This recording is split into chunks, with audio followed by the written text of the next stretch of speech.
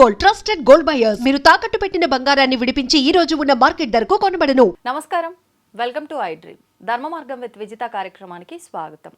సాధారణంగా ఆషాఢ మాసం ప్రారంభం అవబోతుంది అనగానే మనందరికీ గుర్తొచ్చేది కూడా బోనాల పండుగ అండి.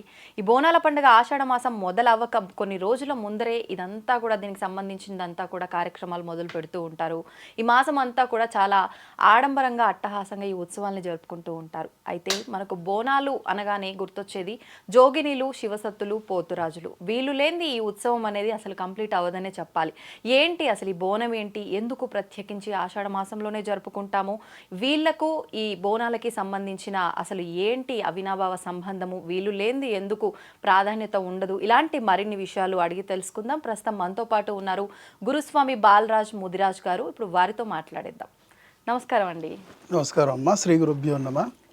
ముందుగా ఐ డ్రీమ్ మీడియా వారికి, తెలంగాణ ప్రజలందరికీ కూడా బోనాల పండుగ శుభాకాంక్షలు. థ్యాంక్ యూ అండి. మా ప్రేక్షకుల తరపున, నా తరపున మీకు కూడా బోనాల శుభాకాంక్షలు. థ్యాంక్ యూ వెరీ మచ్ అమ్మ. ఇప్పుడు సాధారణంగా మనకు బోనాల పండుగ అనగానే ఎన్నెన్నో ఉంటాయి క్రతువులు. ఈ నెలంతా కూడా ఒకదాని తర్వాత ఒకటి తంతులన్నీ జరుగుతూ ఉంటాయి. ముఖ్యంగా బోనం అంటే తెలియని కొన్ని ప్రాంతాలు కూడా ఉన్నాయి. అసలు ఏంటి బోనం అంటే ఏంటి, ఎందుకు ప్రత్యేకించి మనం ఈ మాసంలోనే జరుపుకుంటున్నామండి? యాక్చువల్గా బోనం అనేది అమ్మవారికి సమర్పించే ఒక భోజనం. ఆ భోజనాన్ని భగవంతునికి సమర్పిస్తున్నాం కాబట్టి అతి పవిత్రంగా శుద్ధిగా తయారు చేసి అమ్మవారికి సమర్పించేది బోనం. ఆ బోనం కొత్త కుండలో తయారు చేయాలి. ఒకవేళ కొత్త కుండ కాకుండా ఇంట్లో ఉన్న వస్తువులు అంటే రాగి బిందె కానీ ఇత్తడి బిందె కానీ ఉంటే దానికి అడుగున సున్నం పోయాలి.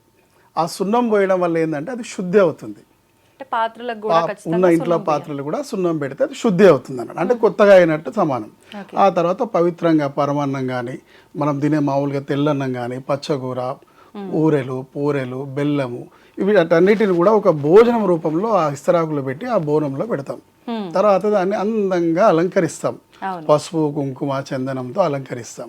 దానిపైన ఈ సంవత్సరం నేను ఇట్లా ఉన్నాను తల్లి, ఇంకో సంవత్సరం ఇంకొక ఎత్తు పైకి ఎత్తాలి నన్ను అని వేడుకునే వారు ఏం చేస్తారంటే 2 అంతస్తులు పెడతారు.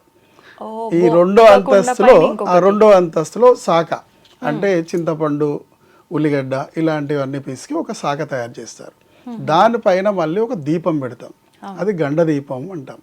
అంటే దీనికి సూచన ఏంటంటే పవిత్రమైన మన శరీరం లాంటిది ఈ బోనం కుండ. దీన్ని శుద్ధిగా తయారు చేస్తాం. అంటే స్నానం చేసి పవిత్రంగా ఉన్నానని ఒక మానవ శరీరాన్ని ఒక బోనం రూపంలో అలంకరించి తయారు చేసేది బోనం. దానిలో పవిత్రమైన అమ్మవారికి సమర్పించేటువంటి భోజనం. ఆ భోజనాన్ని అంతా కూడా దాంట్లో పెట్టి తల్లి ఈ స్టేజ్లో ఉన్న నేను మరో సంవత్సరం వరకు ఇంకొక ఎత్తు ఎదగాలి అమ్మ అని దాన్ని 2 స్టెప్పుల కింద పెడతారు. ఆ 2 స్టెప్పులు పెట్టేటప్పుడు మధ్యలో వేపాకు పెడతాం. ఎందుకు వేపాకు అంటే ఇది పవిత్రమైన భోజనంలో బెల్లం ఉంటుంది, పరమాన్నం ఉంటుంది. వీటికి ఈగలు ఆలకుండా ఉండాలంటే ఏదైనా చేదు వస్తువు కావాలి. అందుకనే వేపాకుల్ని ఆ మధ్యలో పెట్టి దానిపైన ఇంకో అంతస్తు బోనం పెట్టి దానిలో శాఖ, భోజనం పెట్టాక శాఖ కావాలి కదమ్మా, అలా శాఖ దానిపైన పెట్టే గండదీపం మన ఆత్మీయ నైవేద్య జ్యోతిగా అమ్మవారికి సమర్పిస్తాం అన్నమాట. ఇటువంటి పవిత్రమైన భోజనాన్ని భగవంతునికి సమర్పించాలంటే మామూలుగా దాచిపెట్టి తీసుకెళ్ళలేం కదమ్మా, ఎంతో ఆడంబరంగా తీసుకెళ్ళాలి, రంగరంగ వైభవంగా తీసుకెళ్ళాలి. అమ్మవారికి భోజనం అంటే పవిత్రంగా తీసుకెళ్ళాలి. సంవత్సరానికి ఒకసారి అమ్మవారికి నేను మా ఇంటి నుంచి నైవేద్యం తీసుకెళ్తా బోనం స్వరూపంలో. ఈ బోనాన్ని అంగరంగ వైభవంగా తీసుకుపోవాలి అంటే ఏం చేయాలి? డప్పు వాయిద్యాలు కావాలి, భక్తజనులు కావాలి, శివశక్తులు కావాలి, గణాదులు కావాలి. వీటితో పాటు ఒక పోతరాజు కూడా కావాలి. ఈ పోతరాజు ఎందుకంటే ఇట్టి పవిత్రమైన భోజనాన్ని అమ్మవారికి సమర్పించేటప్పుడు ఎన్నో దుష్టశక్తులు అడ్డొస్తాయి. ఈ భోజనం దేవునికి ఎట్లా ఎక్కుతుంది, మేమే తినేస్తామని పడేయడానికి కాకుల రూపంలో, గద్దల రూపంలో ఎన్నో దుష్టశక్తులు అక్కడికి వస్తాయి అన్నమాట. వీటిని అమ్మవారు తీసుకెళ్లే పవిత్ర కార్యక్రమం ఏదైనా కూడా దుష్టశక్తులు అడ్డుకోవడానికి ప్రయత్నిస్తాయి. మీరు మహాయజ్ఞం చేయండి, పురోహితులతో పూజలు చేయించండి, ఇట్లాంటి దుష్టశక్తులు వస్తాయి అన్నమాట. వాటికి అడ్డుకోవడానికి కొన్ని నివారణలు కూడా అప్పుడు ప్రాచీనం నుంచి చేస్తూ వచ్చారు. అట్లా ఈ పోతరాజు ఏంటంటే తన రూపంలో గంభీర రూపం అంటే చూడగానే ముంగట వాళ్ళు దర్శకునేలా పెద్ద పెద్ద మీసాలు పెట్టి, జుంపాలు పెట్టి, పసుపు అలంకారంతో తయారయ్యి, మువ్వ గజ్జలు అంటారు కింద కట్టేటి, పిక్క గజ్జలు అంటారు తొడల కట్టేటి, నడుము గజ్జలు అంటారు నడుము కట్టేటి, ఈరగోలలు 2 పసుపుతో తయారు చేసిన ఈరగోలలు ఇవన్నీ వేసుకొని అలంకరించుకొని ఈ అమ్మవారికి నైవేద్యం వెళ్ళేటప్పుడు రక్షగా తిరుగుతూ ఆడుతూ వెళ్తూ ఉంటాడు అనమాట. అంటే ఇంకా అంత పరిస్థితులని బోనం చుట్టూ తిరుగుకుంటా, ఎవరు రాకుండా, ఎవరు అడ్డుకోకుండా, ఆ బోనంకి ఏం కాకుండా, డిస్టర్బెన్స్ కాకుండా ఈయన రక్షక భటుల్లా తిరుగుకుంటూ నిత్యం చేసుకుంటూ వెళ్తాడు. అది పోతరాజు. ఆ పోతరాజుకు ఉండవలసిన లక్షణాలు ఏంటంటే గంభీరమైన రూపం, మంచి ఎత్తు, పర్సనాలిటీ, మీసం, అలా తయారయ్యి పసుపు ఒళ్ళంతా చూడగానే భయపడేటట్టే తయారు కావాలి. ఇటువంటి బాజా భజంత్రులతోటి ఆట పాటలతోటి ఆ ఎల్లమ్మ తల్లి తమ్ముడు అన్నమాట పోతరాజు. పోతరాజు తమ్ముడమ్మ. ఎందుకంటే ఎల్లమ్మకు రక్షక భటుడు ఆయన. ప్రతి ఎల్లమ్మ గుడిలో ముందు మీకు పోతరాజు రాయి అని ఉంటుంది, దాన్ని బొడ్రాయి అంటారు. బొడ్రాయి అది కాదు, పోతరాజు పోతలింగం రాయి అంటారు. ప్రతి అమ్మవారి కూడా నేను రక్షక భటుల్లా ఉంటాడు అనమాట. అట్లా సమర్పించే భోజనానికి ముందు నృత్యం చేసుకుంటూ వెళ్ళేతను పోతరాజు. ఈ రోజు పోతరాజులు వీళ్ళల్లా తయారవుతున్నారు. వాళ్ళందరికీ కూడా శతకోటి వందనాలు. ఎందుకంటే మా చిన్నప్పుడు పోతరాజు కావాలంటే భయపడేవారు. ఎందుకంటే ఒళ్ళంతా పసుపు పూసుకొని ఇలా భయంకరంగా బయటకు వస్తే చెడు చేసేవాళ్ళు చాలా మంది.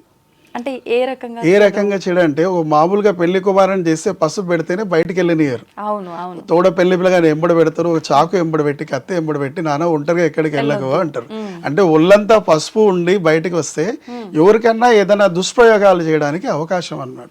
వీళ్ళ పైన చేయాలి ప్రయోగాలు చేయడానికి. అట్లా అని ఈ పోతరాజులకు గురువు ఉంటాడు అన్నమాట. ఆ గురువు ఏం చేస్తారంటే మంత్రోపదేశం చేసి వాళ్ళకు బందీస్ అని ఒక దారం కట్టి వారితో పాటు ఎంబడి ఉండి ప్రతి మూల మలుపులో వాళ్ళ తలపైన వచ్చి నిమ్మకాయలు కోసి వారికి పోతరాజు గావు అని ఉంటుందమ్మా. పోతరాజు వేషధారణ వేయంగానే ఆయనను ఆహ్వానిస్తారనమాట పోతరాజుని. పోతరాజా ఇక నువ్వు రా, మీ అక్క ఊరేగింపు నైవేద్యం తీసుకెళ్తున్నాము, నువ్వు ఈయన లోపలికి వచ్చి పోతరాజు వీరంగం సృష్టించి ఈ నైవేద్యాన్ని భగవంతుని దాకా సమర్పించే వరకు నువ్వు రక్షక భటులు లెక్క ఉండాలనే కొన్ని మంత్రాలు ఆ పోతరాజు పైన ఆహ్వానిస్తాం. అప్పుడు ఆ ఆవాహనతోటి ఊదుపోగయ్యగానే పోతరాజు గంభీర రూపంతో వచ్చి ఆయన ఆట పాటలతో ఆడుకుంటే ఈ అమ్మవారికి నైవేద్యం తీసుకెళ్తాడు. అది పోతరాజు. ఇప్పుడు అంటే మీరు అన్నట్టుగా చూస్తే ఈ విధానం అంతా కూడా కొన్ని సంవత్సరాల క్రిందటి వరకు ఇలా పద్ధతిగా ఉండేదేమో. అంటే నేను ఇలా అంటున్నాను, మీరు తప్పుగా అనుకోవద్దు. ఇప్పుడు పోతురాజులను చూస్తే కొంచెం నెగిటివ్ అనేది ఎక్కువగా స్ప్రెడ్ అవుతుంది. తాగటము, వాళ్ళు అంటే అసభ్యంగా ప్రవర్తించడము కొన్ని సందర్భాల్లో ఇలాంటివి ఎక్కువగా చూస్తున్న సందర్భాలు కూడా ఉన్నాయి. మరి దాని గురించి ఏం చెప్తారు? పోతరాజుకు శాఖ అనేది ఆయనకు నైవేద్యం లాంటిదమ్మా. అయితే అది యాక్చువల్గా ముందు కాదు, అమ్మవారికి నైవేద్యం సమర్పించిన తర్వాత ఈ ఆకలి ధూప అనేది ఆయనకు ఇట్లా చాలా భయంకరంగా వస్తుంది. అప్పుడు ఆయనకు కళ్ళుతోటి కానీ మందుతోటి కానీ ఆయన శాఖ పోసి శాంతింపబడతాం. కానీ ముందు దాగే ఆడేది కాదు పోతరాజు. కాకపోతే ఇంతకు ముందు ఉన్న పవిత్రంగా చేసేవాళ్ళు చాలా తక్కువ అయ్యారు. ఇప్పుడు ఏంటంటే పోతరాజు అనేది ఒక ఫ్యాషన్ లా అయింది. ఫ్యాషన్లో అయింది కాబట్టి వాళ్ళు కొంతమంది తెలిసి కొంతమంది తెలియక ముందు దాగి ఆడడం. ఎందుకంటే ఎక్కువ దూరం ఆడాలి, ఎక్కువసేపు ఆడాలి, తాగుకుంటే నేను ఆడలేను అన్నట్టుగా. కానీ యాక్చువల్గా అట్లా రూల్స్ ఏం లేదు తాగి ఆడాలని. యాక్చువల్గా పాలు తాగి పండ్లు తిని పోతరాజు వేసిన తర్వాత అమ్మవారి నైవేద్యం సమర్పించిన తర్వాత అమ్మవారు ఎట్లా పూజిస్తారో అప్పుడు ఈయనకు నైవేద్యం పెడతాం అన్నమాట. అంటే కంప్లీట్ గా ఫాస్టింగ్ లో అది నిజమైన నియమం, ఫాస్టింగ్ తో చేయాలి. ఓకే, అంటే ఈ ఒక్క రోజు ఈ రోజు బోనం సమర్పిస్తున్నాము ముందు రోజు నుంచి ఏమైనా నియమాలు పాటించాలి? ఏ రోజు పోతరాజు వేషం కడతాడో ఆ రోజు ఉపవాసం ఉండి పాలు పండ్లతో వేషం వేసి అమ్మవారి నైవేద్యం సమర్పించిన తర్వాత తన యథావిధిగా శాఖ తీసుకోవచ్చు, భోజనం చేయొచ్చు. ఇప్పుడు ఈ పోతరాజుల గెటప్ వేసే వాళ్ళది కూడా వంశ పారంపర్యంగా వస్తుందా, ఎవరి ఇష్టానికి వాళ్ళు వేసుకోవచ్చు? అదే అంటున్నాను కదమ్మా, ఇంతకు ముందు ఊరికో పోతరాజు ఉండేవారు, వంశానికో పోతరాజు ఉండేవారు. ఆ పోతరాజు వంశీలే పోతరాజులు అయ్యేవారు. అట్లా కూడా ఎన్నో ఊర్లలో ఇప్పుడు కూడా ఉన్నారు.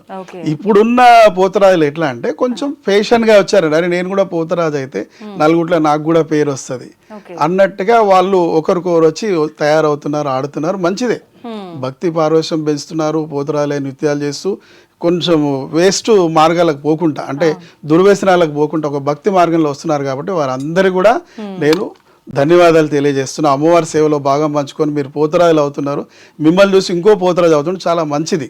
కానీ కొన్ని నియమాలు తెలుసుకొని మీరు ఆ పద్ధతి ప్రకారం వెళ్తే మీ జీవన అభివృద్ధిలో చాలా పైకి వస్తారు. ఇప్పుడు వంశాభివృద్ధి మీరు చెప్పినవేనా ఇంకేమైనా ఉన్నాయండి? చాలా ఉన్నాయమ్మా, ఒక్కసారి అవి ఏంటో చెప్పరా? పోతరాజుకు కావాల్సిన లక్షణాలు, ఫస్ట్ ఒక గురువుని ఎంచుకోవాలి.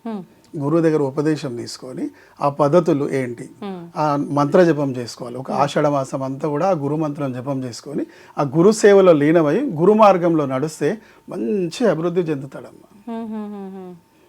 పోతరాజుకు మీసాలు పెద్దగా ఉండాలి కానీ గడ్డాలు పెద్దగా ఉండదు. మీరు ఏ గుళ్ళో అయినా చూడండి, ఏ పోతరాజు ఫోటో అయినా చూడండి, గడ్డంతో ఏ పోతరాజు ఉంటాడు. మీసాలు పెద్దగా ఉంటాయి, జుంపాలు పెద్దగా ఉంటాయి, కానీ గడ్డాలు ఎక్కడ ఉండవు.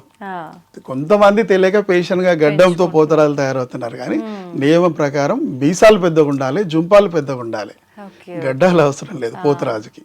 ఇప్పుడు అంటే ఇప్పుడున్న పరిస్థితుల్లో ఇందాక మనం మాట్లాడుకున్నట్టుగానే ఈ నియమాలు పాటించకపోవడం ఒకటి, వాళ్ళు ఒక ప్యాషన్ గా రావటం ఒకటి, దీనివల్ల కొన్ని సందర్భాల్లో మనం టెంపుల్ దగ్గరికి వెళ్దాం, ఈ రోజు ఇక్కడ బోనం సమర్పిస్తున్నారు వెళ్దాము అని అనే ఆలోచన చేసే ముందు ఫస్ట్ ఎవరినో చూసి భయపడడం కన్నా వీళ్ళని చూసే భయపడే పరిస్థితి కూడా కొన్ని ఆలయాల దగ్గర ఏర్పడుతోంది. ఎందుకంటే వాళ్ళు తాగి వాళ్ళని వాళ్ళే మర్చిపోయే ఒక స్థితిలో ఉండి అసభ్యంగా ప్రవర్తిస్తున్నారు. అంటే ఇదంతా వాళ్ళకి అసలు నిజంగా అమ్మవారు చూస్తూ ఊరుకుంటుందంటారా? ఖచ్చితంగా వాళ్ళకి ఒక పనిష్మెంట్ ఉంటుంది కదా ఇలాంటి సందర్భాల్లో? ఉంటుందమ్మా. అమ్మవారి దగ్గర ఎంత భక్తి శ్రద్ధలతో సేవ చేసే పోతరాజు అయ్యే వారికి అదే విధంగా డెవలప్మెంట్ ఉంటుంది. ఏ విధంగా అయితే వీళ్ళు తాగి తిని ప్లస్ వాళ్ళని వీళ్ళని కుట్టడం తిట్టడం అసభ్యకరాలు చేస్తారు, వాళ్ళ భవిష్యత్తులో డెవలప్మెంట్ కూడా అట్లే డౌన్ ఉంటుంది. అందరు పోతరాలు డెవలప్ గారు, కొందరు పోతరాలే డెవలప్ అవుతారు. ఎందుకంటే వాళ్ళు నియమనిష్టలతో చేస్తారు కాబట్టి. పోతరాజును చూస్తే ఒక దైవిక అనుబంధం రావాలి, చూడగానే ఇట్లా 2 చేతులు దండం పెట్టి కాళ్ళు మొక్కాలి అనిపించాలి, అలా రెడీ అవ్వాలి పోతరాజు. అలా అయితేనే పోతరాజు. పోతరాజును చూసి ఆయన కాళ్ళు మొక్కితే ఆయన ఈరగోలతోనే ఈడుపు పైన కొడితే వాళ్ళ పైన ఉన్నటువంటి దుష్ట శక్తులను దూరం వెళ్ళిపోవాలి. అటువంటి శక్తి పోతరాజుకు ఉంటుంది. ఇప్పుడు కొట్టురా అనగానే వాడు కొడితే వారం రోజుల దాకా వాతలు పోతున్నారు, అట్లా కొడుతున్నారు. భయపడి చూసి భయపడి వెళ్ళిపోతున్నారు. పసిపిల్లలు అయితే అసలు దగ్గర రారు పోతరాజు, ఎందుకంటే అమ్మ జోరుతో కొడతాడు వాతలు వస్తాయని. పోతరాజు ఈరగోలతోటి వాళ్ళ పైన దుష్ట శక్తులను కొట్టాలి. ఇట్లా పైనుంచి తిప్పితే చాలు పైన దుష్ట శక్తులను వెళ్ళిపోవాలి, అట్లా కొట్టాలి. కానీ వీళ్ళు ఇసిరిసిరి కొట్టి వాతలు వచ్చేటట్టు కొట్టి అదొక పేషెంట్లా మార్చారు. దానికోసం నేను క్షమించాలని కోరుకుంటున్నాను భక్తజనులందరినీ. పోతరాజు అంటే చూడగానే దండం పెట్టేటువంటి వాడే పోతరాజు. అవును, అంటే ఒక దేవతా శక్తి దేవతా మూర్తి మన ముందు ఉన్నారు అనే భావన కలగాలి. అంటే మీరు అన్నట్టుగా ఇంతకు ముందు అన్నట్టుగా పసుపు కుంకుమలు ఇదంతా కూడా వాళ్ళు ఒంటికి రాసుకొని పవిత్రమైన ఒక ఆకారాన్ని ఇప్పుడు రంగులు వేసుకొని దాన్ని ఒక అసభ్యకరమైన పరిస్థితికి తీసుకొచ్చిండ్రు. అసలు అదంతా కరెక్ట్ అంటారా? ఇప్పుడు చాలా మంది ఒక్క దగ్గరని కాదు, ఎక్కడైనా సరే కొన్ని తరాలుగా పాటిస్తున్న పోతరాజు గెటప్స్ వేస్తున్న వాళ్ళు కూడా రంగులే వేసుకుంటున్నారు పసుపు కుంకుమకి బదులుగా. రంగులు వేయొద్దని తప్పు లేదమ్మా, ఎందుకంటే పసుపు కుంకుమ ఏమవుతుందంటే ఒకసారి వేసి బయటికి వెళ్ళగానే గావు పట్టిస్తాం. అంటే పోతరాజు వీరంగం ఆయన పైకి వచ్చిన తర్వాత ఆయన చాలా కోపంగా ఉంటాడు. అప్పుడు ఒక ఫలముతోటి అంటే కర్బూజ మన ఆందంకాయ అనే ఫలముతోటి గుమ్మడికాయతో కానీ ఆయన శాంతి పరుస్తాం. శాంతి పరిచినప్పుడు ఆయన శరీరం ఆయన చేతిలో ఉండదు. అప్పుడు అంతా ఇట్లా అవగాహన లేకుండా ఉండిపోతుంది. అప్పుడు గురువు తన దగ్గర తీసుకొని నొష్టపైన పసుపు పెట్టి శాంతి పరుస్తాడు. అప్పుడు ఉన్న ముఖానికి ఉన్న పసుపు కుంకుమ అంతా కూడా వెళ్ళిపోతుంది.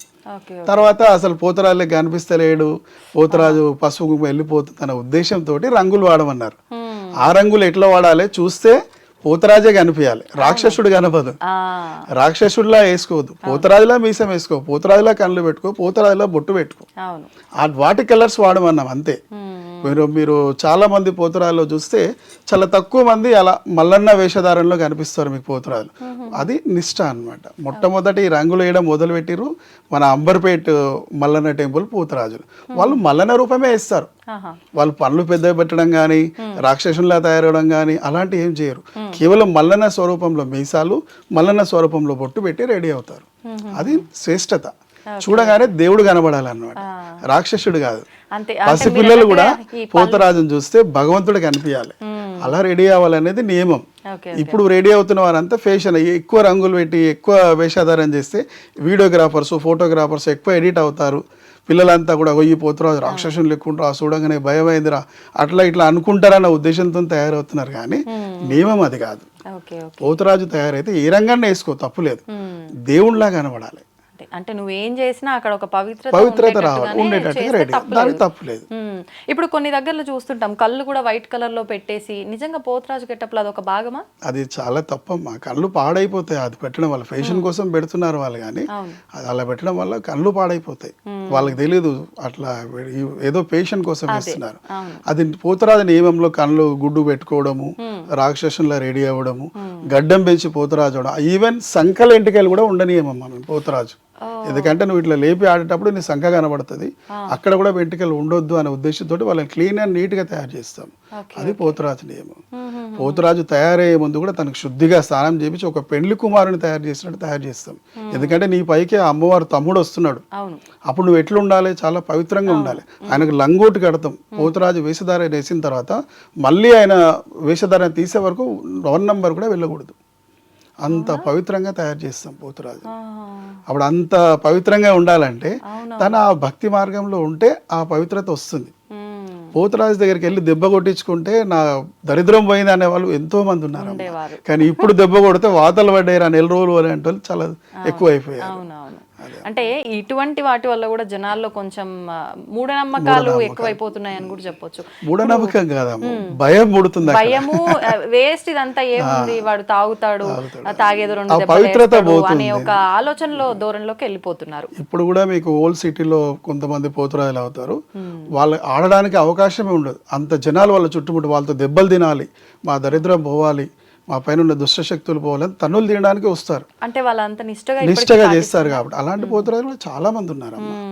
కొంతమంది చిన్నపిల్లలు, ఈ యంగ్ స్టూడెంట్స్ వాళ్ళు 18 to 25 లోపు వాళ్ళే ఇలాంటి వేషాలు వేస్తారు. కానీ నిజంగా నియమంగా నిష్టంగా పోతురాజు చేసే వాళ్ళు చాలా మంది ఉన్నారు.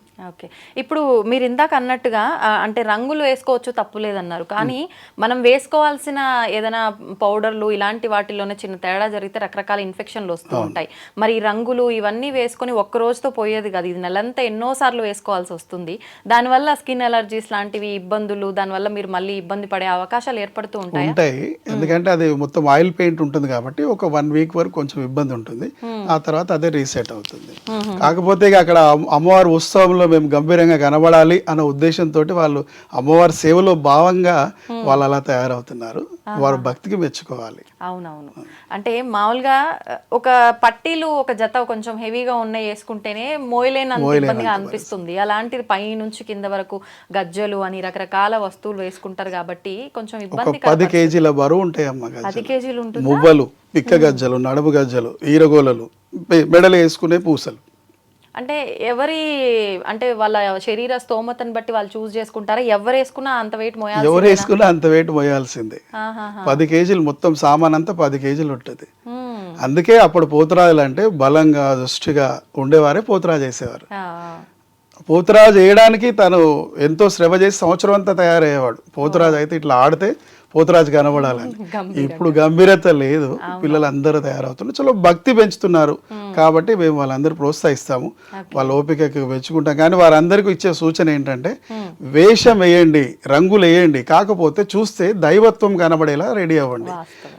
ఈరగోలతో కొట్టండి, కాకపోతే వారి పైన ఉన్న దరిద్రం పోయేలా కొట్టండి, వాతలు వచ్చేటట్టు కొట్టకండి. తాగండి, ఎప్పుడు తాగాలి? అమ్మవారికి నైవేద్యం సమర్పించిన తర్వాత తాగండి. ముందు మాత్రం మీరు ఒక్క పొద్దుతో పండ్లు పాలాలతో పాలు తాగి వేషం వేయండి. మీ జీవనాభివృద్ధి కూడా ఎంతో మారుతుంది. ఈ సంవత్సరం నేను చెప్పినట్టు పోతురాజు చేయండి, మళ్ళీ సంవత్సరం వరకు మీ జీవితంలో అభివృద్ధి చెందుతుంది. మీకు దైవశక్తి వస్తుంది, మీరు నోటితో చెప్పిన వారికి మంచి జరుగుతుంది. అలాంటి ఎన్నో సత్కార్యాలు జరుగుతాయి. భక్తి శ్రద్ధలతో చేయాలి. ఇప్పుడు అంటే ఏ వృత్తిలో ఉన్న వాళ్ళకైనా ఆ వృత్తి ద్వారా ఎంతో కొంత ఇన్కమ్ అనేది వస్తుంది. ఇప్పుడు ఈ పోతురాజుల విషయానికి వస్తే ఏమైనా కమిటీ ఉంటుందా? వాళ్ళకి ఏమైనా ఆదాయం వచ్చే సోర్స్ ఉంటుందా? లేకపోతే అసలు ఈ విధానం అంతా ఎలా ఉంటుంది?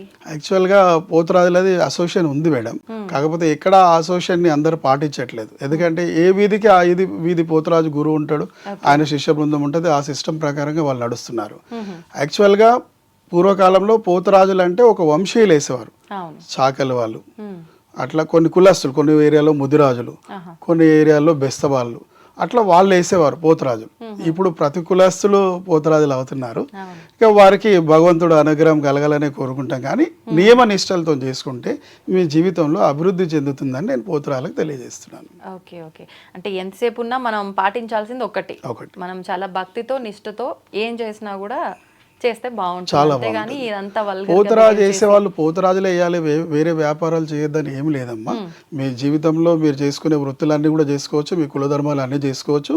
అమ్మవారికి వేషం వేస్తే మాత్రం ఒక నియమ నిష్టలతో వేసి భక్తి ప్రాధాన్యతని పెంచండి. ఓకే, ఇప్పుడు మీరు కూడా ఇంతకు ముందర పోతురాజు గెటప్స్ వేస్తున్నారని విన్నాను. అంటే ఎన్ని సంవత్సరాల క్రిందట మీరు ఏ వయసులో వేసుకోవడం స్టార్ట్ చేశారు? 17 ఏళ్ల వయసులో నేను పోతురాజమ్మ. 17 సంవత్సరాల వయసులో నేను సీతారాంబాగ్ ఏరియాలో పుట్టి పెరిగింది. అక్కడ మా పోతురాజు గురు ప్రతాప్ కుమార్ గారు, ఆయన చెప్పిన నియమ నిష్టలతోటి మేము పోతురాజు వేసేవాళ్ళము. అలా అంచెలుగా నా శిష్యులు అలా 20 సంవత్సరాల నుంచి నేను పలహారం బండి తీస్తాను రాజేంద్ర నగర్లో. నేను పుట్టి పెరిగింది మల్లేపల్లిలో సీతారాంబాగ్. అక్కడ బోనాల పండుగ చాలా గ్రాండ్ గా జరిగేది. నేను రాజేంద్ర నగర్ వెళ్ళిన తర్వాత అక్కడ ఈ పలహారం బండి పోతురాజులు అవన్నీ తెలియదు. మామూలుగా బోనాలు చేసుకునేవారు, తొట్టెలెక్కించేవారు, పండుగ చేసేవారు. ఇక్కడ కూడా మనం బోనాలు హైదరాబాద్ లో సిద్రీలా చేయాలి అన్న ఉద్దేశంతో మొదలు పెట్టిన ఈ రోజుకి 21 సంవత్సరం. ఈ నెల 22వ తారీఖున హైదరాబాద్ బోనాలు అయిన తర్వాత మంగళవారం మా ఇంటి నుంచి పలహారం బండి ఊరేగింపు జరుగుతుంది. అంటే మొత్తం బోనాలు కంప్లీట్ అయిపోయిన తర్వాత హైదరాబాద్, ఎందుకంటే నేను హైదరాబాద్ బోనాలకు వస్తాను. నేను సిటీలోనే ఉంటాను. ఆదివారం సోమవారం, మంగళవారం నా దగ్గరికి సిటీ నుంచి నా స్నేహితులందరూ వస్తారు. అలా 21 సంవత్సరం నుంచి చేస్తున్నాను. ఇప్పుడు మీరు వేయటం మానేసి గురుస్వామిగా ఉండే ఎన్ని సంవత్సరాలు అవుతుంది? 10 years. 10 years అవుతుంది. అంటే దీంట్లో కూడా ఇప్పుడు అంటే అయ్యప్ప స్వాముల్లో అయితే గురుస్వామి అని ఇన్నిసార్లు చేస్తే ఇలా అని చెప్పి లెక్కలు ఉంటుంటాయి. అలా ఏమైనా ఉంటుందా దీంట్లో కూడా? దీంట్లో అలాంటి నియమం ఏం లేదమ్మా. నేను అయ్యప్ప స్వామిలో కూడా 35 సంవత్సరాల నుంచి మాలేస్తాను. అయ్యప్ప గురుస్వామి ఒక 200 మంది శిష్య బృందం నాది. అయ్యప్పలది ఆధ్యాత్మిక చింతనలు అన్నిటిలో వాళ్ళకి మంచి మార్గాలు చెప్తూ జీవితాన్ని సాగిస్తున్నాను. పోతురాజు ఒకసారి వేస్తే ఇన్నిసార్లు వేయాలి, ఫస్ట్ ఇది, సెకండ్ ఇది, కన్యాస్వామి, కత్తిస్వామి అలాంటి ఏం నియమం లేదు. నీకు ఒకసారి వేయబుద్ది, ఒకసారి నీకు మంచిగా అనిపిస్తే మళ్ళీ తనకు మంచిగా అవుతుంది, మంచిగా అనిపిస్తుంది కాబట్టి ప్రతి ఏడాది కూడా తను వేస్తూ పోతాడు. కొన్ని గుళ్ళల్లో పర్మనెంట్ గా తను వేస్తాడు అన్న ఒక ఆర్డర్ ఉంటుంది. అలా ప్రతి సంవత్సరం ఆ గుడికి తను పోతురాజుగా ఉంటాడు. ఎందుకని ఆర్డర్ అంటే ఎవరి ద్వారా వస్తుంది? ఇప్పుడు మా ఏరియాలో నేను గుడి కట్టాను, ఆ గుడికి పూజారిని ఒకరిని ఎంచుకున్నాను, పోతురాజుగా ఒకరిని ఎంచుకున్నాను. ఎవ్రీ ఇయర్ మా ఇష్టంగా అలా తను ఉంటాడు. ఎవ్రీ ఇయర్ తను అక్కడ పోతురాజుగా వస్తాడు. తన తర్వాత తన శిష్యులు కానీ తన వంశీయులు కానీ అట్లా పరంపర జరుగుతూ వస్తుంది. ఓకే, ఇప్పుడు ఒక్కరే ఉండరు. మామూలుగా బోనాల ముందర పోతురాజు వెళ్తున్నారంటే ఒక 4-5 కనిపిస్తూ ఉంటారు. అంటే మెయిన్ ఒకరుండి మిగతా వాళ్ళు ఎంతమంది అయినా వాళ్ళ ఇష్ట ప్రకారంగా ఉండొచ్చా? లేదమ్మా, 100 మంది పోతురాజులు వేసినా ఒకే నియమంతో పోవాలి. 100 మంది పోతురాజులు లేదు యాక్చువల్ గా రూల్స్. ఒకరు ఇద్దరే పోతురాజులు, జోడి అంటే ఇద్దరు ఉంటే జత అన్నట్టుగా ఇద్దరు ఉండాలి. కాకపోతే ఇప్పుడు వారు 10 మంది పోతురాలు వేయించిరా, నేను 20 వేపిస్తాను, నేను 50 వేపిస్తాను, నేను 100 వేపిస్తాను, పోటా పోటీనా వేస్తున్నారు. కానీ చాలా సంతోషం, వేయండి, చాలా మంచిది. కానీ ఒక భక్తి మార్గంతో ఆ కార్యక్రమాన్ని జయప్రదం చేస్తే మీకు మంచి జరుగుతుంది, ఆ పోతురాజుని తీయించిన ఆ ఇంటి వాళ్ళకు కూడా మంచి జరుగుతుంది. ఓకే, ఇప్పుడు మీరు అంటే మీకు 17 సంవత్సరాలు ఉన్నప్పుడు మీరు ప్రారంభం చేశారన్నారు. వయసు ఏమన్నా చూసుకోవాలా దీనికి? ఏం అవసరం లేదా? నేను 17 సంవత్సరాల వయసులో పోతురాజు కావడానికి కారణం ఏంటంటే, నేను ఒక బలమైన పైల్వాన్ని పోతురాజుని మా ఏరియాలో వేపిస్తానని ఒప్పుకున్నాను. తను ఆ సమయానికి రాలేదు. ఇక అక్కడ పోతురాజు లేడు. మా గురువు గారు ఏమంటారంటే, స్వామి ఓ పోతురాజుని మీరు తీసుకొస్తున్నారు, ఆయన రాలేరు, మరి ఇప్పుడు ఎట్లా మన గుడికి పోతురాజు కావాలంటే, ఎట్లా స్వామి అంటే నువ్వేగా అని చెప్పి నన్ను తయారు చేశాడు అన్నమాట. అలా నా పోతురాజు ప్రస్తావన మొదలైంది.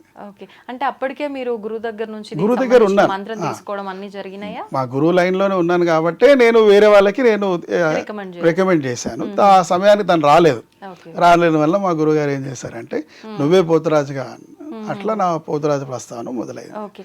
భక్తి శ్రద్ధలతో చేసుకున్నానమ్మా. అందుకే ఈ రోజు మంచి ఒక స్టేజ్ లో ఉన్నాను. మా గురువుల ఆశీస్సుల వల్ల. నాది గౌతమ్ ఎంటర్ప్రైజెస్ అనే కంపెనీకి నేను ఎండీని. ఒక 30 నుంచి 40 మంది నా దగ్గర స్టాఫ్ పనిచేస్తారు. ఇండియా లెవెల్లో మేము వర్క్స్ చేస్తాం. మా వృత్తి టైం వృత్తి చేసుకుంటాము. ఆషాఢ మాసం మాత్రం ప్రతి నెల ఇలా ఈ మీసాలు పెట్టి ఒక నెల అంతా కూడా అమ్మవారి సేవకై అంకితం చేస్తాను. ప్రతి ఆదివారం ఒక్కో చోట మా కార్యక్రమం ఉంటుంది. అలా అన్ని ఆదివారాలు చేసుకుంటూ లాస్ట్ మంగళవారం మా ఇంట్లో పలహారం బండి తీసి తర్వాత మీసాలు తీసి రెగ్యులర్ వ్యాపారం చేసుకుంటాను. ఏంటండి పలహారం బండి అంటే? విన్నాము, అసలు ఏంటి పలహారం బండి అంటే? ఏంటమ్మా అంటే, అమ్మవారికి చేసే ఒక రథోత్సవం. ప్రతి ఒక్క భక్తుడు కూడా గుడికి వెళ్ళి దర్శిస్తాడు అమ్మవారిని.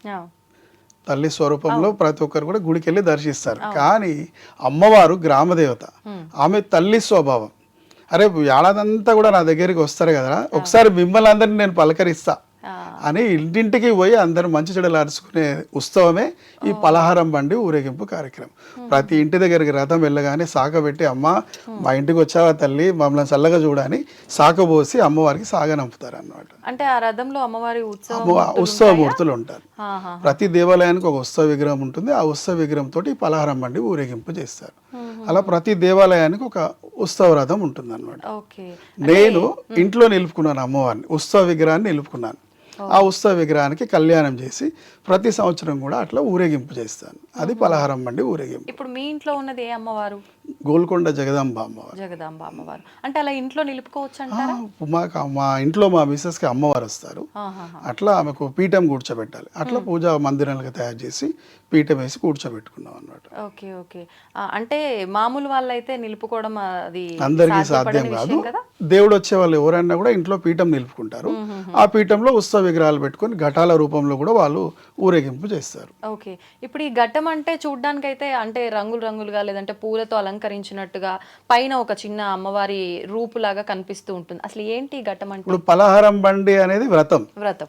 ఆ వ్రతం స్తోమత ఉన్న వాళ్ళు వ్రతం తీస్తారు.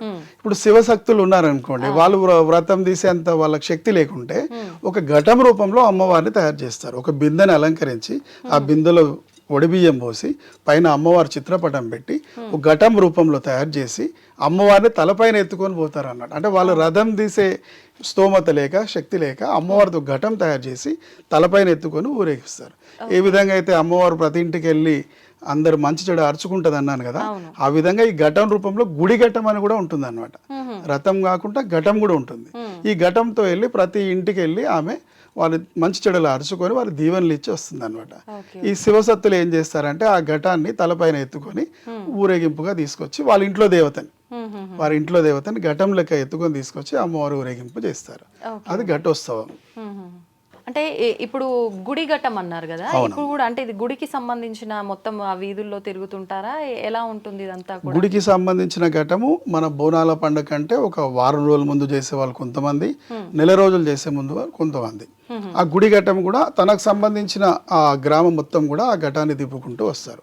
ఆ ఘటం వెళ్ళేటప్పుడు 5 మంది పని వాళ్ళు, మంగళ వాళ్ళు, చాగల వాళ్ళు, మాలలు, అర్జనులు, ఆ ఘటం ఎత్తుకునే గుడి పంతులు, వీరంతా కలిసి కూడా 5 కులస్తులు ఈ ఊరంతా కూడా అమ్మవారి ఘటాన్ని తిప్పుతారు.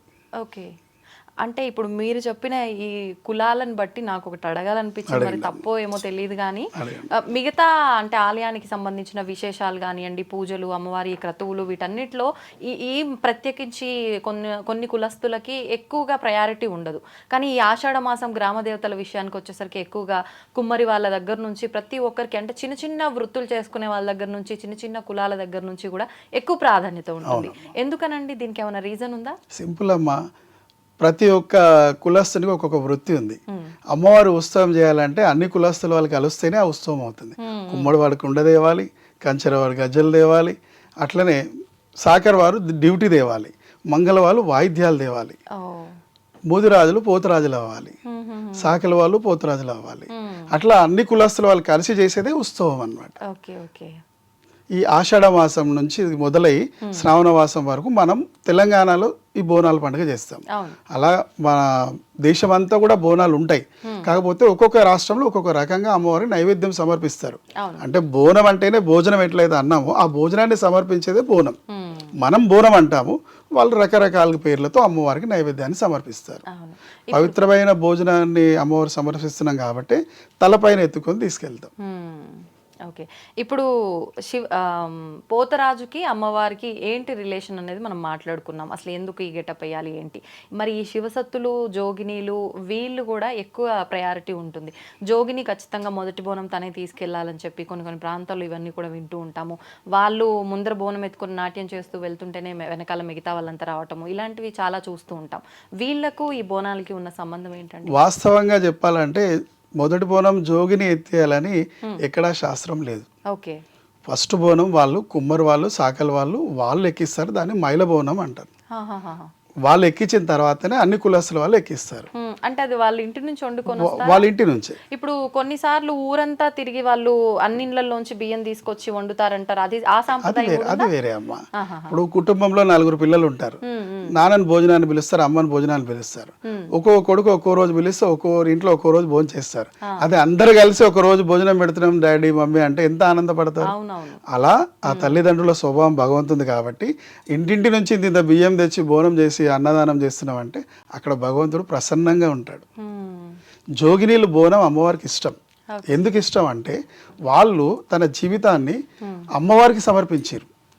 వేరే పెళ్లి సంసారం లేకుండా అవును. కత్తికి బాసింగం కట్టి అమ్మవారికి సమర్పించి వాళ్ళ జీవితాన్ని సాగిస్తారు కాబట్టి వాళ్ళ బోనాన్ని శ్రేష్టంగా భావిస్తాం. కానీ మొదటి బోనం వాళ్ళది కాదు. ఓకే. మొదటి బోనం సాకల్ వాళ్ళది. సాకల్ వాళ్ళ బోనంతో మైల బోనం అంటాం, ఆ నజర్ బోనం అంటాం. దాని తర్వాత ఎవరు బోనాలన్నా అమ్మవారికి ఎక్కియొచ్చు. అంటే ఇప్పుడు మనకు ఆషాఢ మాస ప్రారంభంలో మొదటగా వీళ్ళు బోనం సమర్పిస్తారా? సాకల్ వారి మొదటి బోనమే రోజున అలా? మొదటి బోనం. తర్వాత అందరు బోనాలు. Okay okay. జోగినీలు వాళ్ళు జీవితం అంతా కూడా అమ్మవారికి సమర్పించారు కాబట్టి వాళ్ళ బోనానికి ఒక పవిత్రత ఉంటుంది. జోగిని అంటే అమ్మ ఆ భగవంతుల్లో లీనమైపోయి ఇంకా భగవంతుని కత్తికి బాసింగం కట్టి ఆమె సేవాభావంతో ఎక్కడ పూజలైనా ఏ గుడికైనా ఆమె సేవాభావంతో చేసేవాళ్ళు నిజమైన జోగినీలు. ఇప్పుడు ఈ శివసత్తులు ఎవరండి? శివశక్తులు. అమ్మవారి ఆవాహన ఎవరికైతే పైకి వస్తుందో వాళ్ళు శివశక్తులు. అంటే పూనకం వస్తుంది, పూనకం వచ్చే వాళ్ళే శివశక్తులు. శివుని శక్తి వాళ్ళ పైన ఆహ్వానిస్తుంది కాబట్టి వాళ్ళు శివశక్తులు అని అంటారు. వీళ్ళు వివాహ జీవితంలో ఉండొచ్చు. వాళ్ళు సాంసారిక జీవితాన్ని అంత చేసుకుంటూ కూడా ఈ శివసత్తి కార్యక్రమాలు నిర్వహించవచ్చు. అంటే ఇది వ్యత్యాసం వీళ్ళలో. కానీ వీళ్ళందరి పాత్ర ఖచ్చితంగా అయితే ఈ గ్రామ దేవతల్లో ముఖ్యంగా ఏంటంటే అమ్మ జోగినీలది వ్యవస్థ ఎట్లా అంటే వాళ్ళు పుట్టుకతో కొంతమంది నపుంసకంగా పుడతారనమాట. వాళ్ళ పుట్టుకతోనే వాళ్ళకు స్త్రీ లక్షణాలు ఉంటాయి, మగవారు ఉన్నా కూడా. అలాంటి వాళ్ళు మాత్రమే ఇక నేను అమ్మవారికి నా జీవితం అంకితం, నేను మగవాళ్ళ సంసారం చేయలేను కాబట్టి నా జీవితాన్ని అమ్మవారికి అంకితం ఇస్తున్నా అని జోగినీలు అయ్యే వాళ్ళు కొంతమంది. ఇప్పుడు ఉన్న ఫ్యాషన్లో మంచి మగవాడు కూడా ఆపరేషన్ చేసుకొని ఆడవారిని అయి తిరుగుతున్నాడు. వాళ్ళని మనం జోగినీలని అనలేము. కాకపోతే వాళ్ళు ఆ పద్ధతిని నచ్చి ఆ మార్గంలో వస్తున్నారు కాబట్టి వాళ్ళ ఇష్టం. ప్రతి ఒక్కరు కూడా స్వేచ్ఛ ఉంది మన దగ్గర, ఎట్లన్నా బతకవచ్చు. అలా బతకాలని కోరుకొని వాళ్ళు అలా వస్తున్నారు కాబట్టి వాళ్ళకి ఎవరు మనం అడ్డుపడలేము. వాళ్ళ నియమం వాళ్ళ ప్రకారంగా వాళ్ళు వాళ్ళ పద్ధతిలో దానికి కూడా చాలా నియమాలు ఉన్నాయి. ఆ నియమం ప్రకారం వాళ్ళు రెడీ అవుతారు. వాళ్ళు కొంచెం సంస్కృతిగా వాళ్ళు పిలువబడతారు. ఓకే. ఇప్పుడు మీరు అన్నట్టుగా అంటే జోగిని బోనం అమ్మవారికి ఇష్టము అని అన్నారు. అంటే పుట్టుకతోట అలా ఉన్న వాళ్ళ విషయం అయితే ఓకే. మరి ఇలా మధ్యలో మారిన వాళ్ళు జోగిని కింద వర్తిస్తారా? ఆ బోనం కూడా అమ్మవారి ఇష్టపడుతుందా?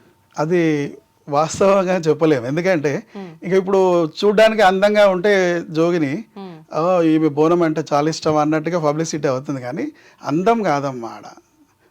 ఆమె జీవితాన్ని త్యాగం చేస్తుంది. మగవాళ్ళలో ఎంతో మంది జోగినీలు ఉన్నారు. వాళ్ళ జీవితాన్ని త్యాగం చేసి అమ్మవారి కత్తికి బాసింగం కట్టుకొని వాళ్ళు పవిత్రత. అందంగా ఉన్నారని చెప్పి మీరే జోగిని అంటే మాత్రం అది పద్ధతి శ్రేష్టం కాదు. అది ఇక జోగినీలలో ఎంతో మంది భక్తి శ్రద్ధలతో చేసే వాళ్ళు కూడా ఉన్నారు. వారందరూ కూడా పాదాభివందనం. ఇప్పుడు మిగతా వేరే ఏ కార్యక్రమంలో అయినా పసుపు కుంకుమకి ఎక్కువ ప్రాధాన్యత, కానీ బోనాలు వచ్చేసరికి పసుపుకి ఎక్కువ ప్రాధాన్యత. ఎందుకని ప్రత్యేకించి పసుపుకి ఎక్కువ ప్రాధాన్యత? పసుపుకి ఎందుకు ప్రాధాన్యత ఇస్తారంటే బోనాలు అనేది మీకు వచ్చేది ఆషాఢ మాసం, అంటే వర్షాకాలం. ఈ వర్షాకాలంలో రకరకాల చెట్లు మొలుస్తాయి. వానలు బుడదల వల్ల క్రిమి కీటకాలు అన్నీ కూడా పిల్లలకు అనారోగ్యాల పాలు చేస్తూ ఉంటాయి. ఆడ ఈ పసుపు చల్లడం వల్ల యాంటీబయాటిక్ అనమాట.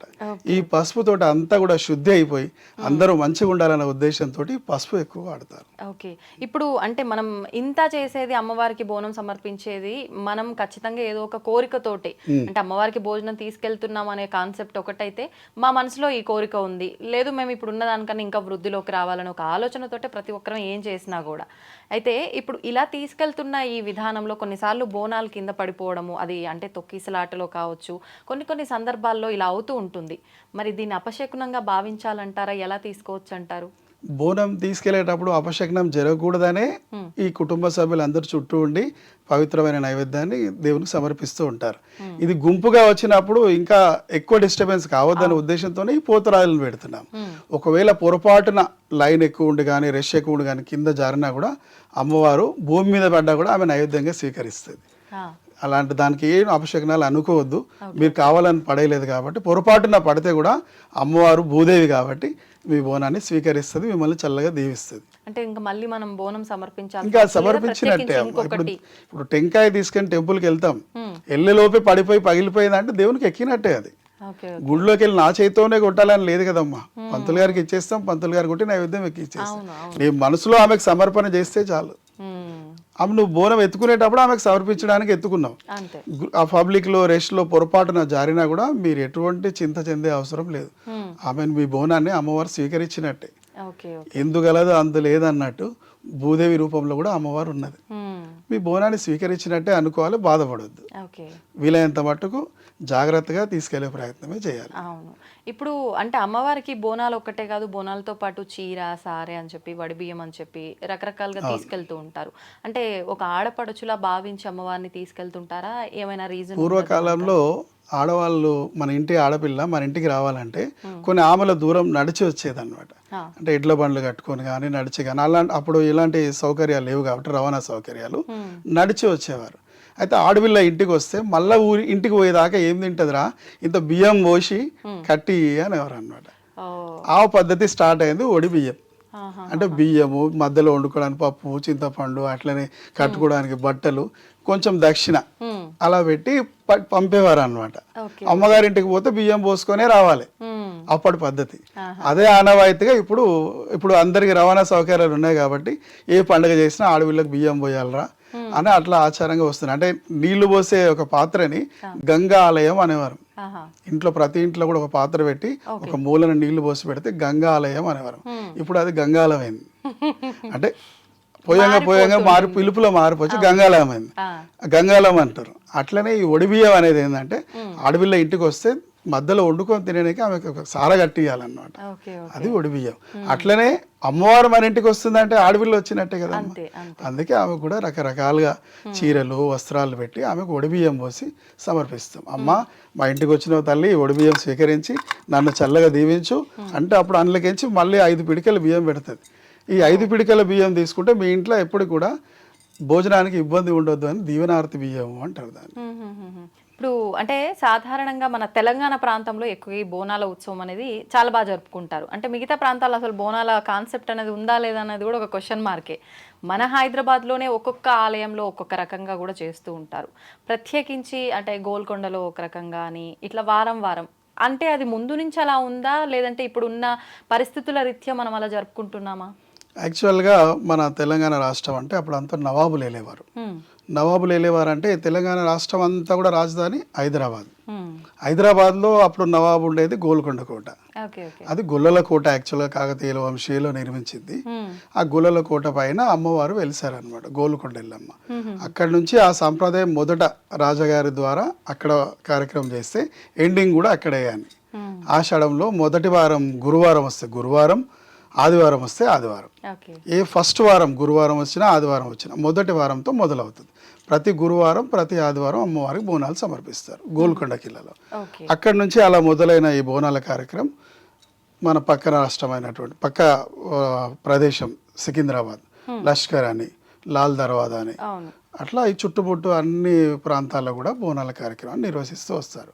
అన్నీ ఒకే వారం చేయలేం కాబట్టి ఒక వారం ఇక్కడ, ఒక వారం ఇక్కడ. అప్పుడు పూజలు చేసేవాళ్ళు, పోతరాజులు వీళ్ళు తక్కువ మంది, వీళ్ళే అన్ని చోట్ల ఉండాలన్నమాట.